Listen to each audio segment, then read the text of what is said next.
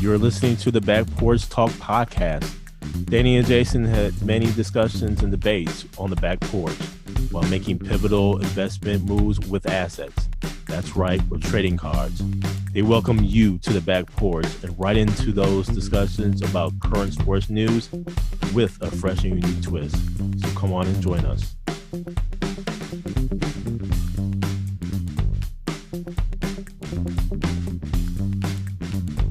So let's go ahead and go into our overall thoughts on the 10-part series of this documentary and where we're going to categorize it in how we view things and our takeaways from it. One of the categories that we have here is residual beefs.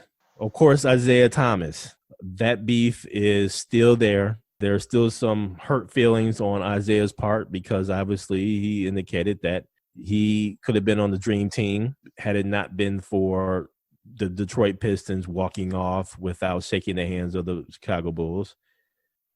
So I think that beef is definitely still there. Charles Barkley in that beef. On the series itself, Charles Barkley, they showed the Phoenix Suns, obviously, and the Chicago Bulls in the finals, how Charles Barkley did an exceptional job, actually, in that series, with the exception of Game 1. Thereafter, Charles criticized Jordan for his ownership in the Charlotte Hornets and how bad of a job, quote unquote, Jordan as an owner is doing. And so that beef is still there. Horace Grant and how Horace Grant calls Jordan a snitch. That is another residual beef. And that is very interesting. I think that goes really deep. On the docuseries, you saw the episode in where they asked about the Jordan rules, who was the one who leaked things. Jordan, without hesitation, said, "Oh, that was Horace Grant." Horace Grant comes back, after the episode and said, during an episode and says, "No, that wasn't me." Somebody lying. There's some kind of lie somewhere, or in a sense, that could be just Jordan's perception of, hey, Horace was bored with Sam Smith, and ultimately that came out.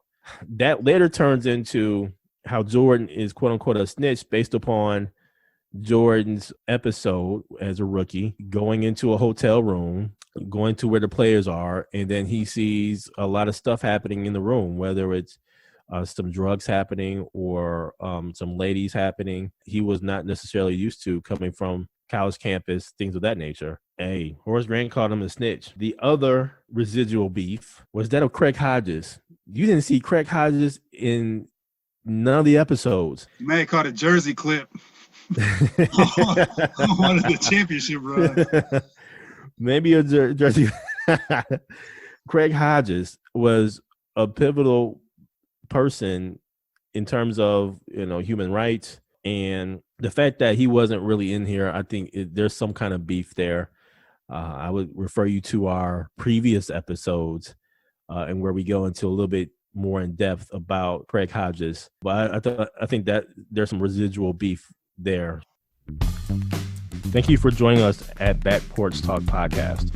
You can also join us on Twitter by tweeting us at @back_podcast. For more information, you can go to our website, which is backporchtalkpodcast.com. You can also email us at backporchtalkpodcast@gmail.com. Again, thank you for joining us, and remember that there's enough hate in the world, so go ahead and spread a little love.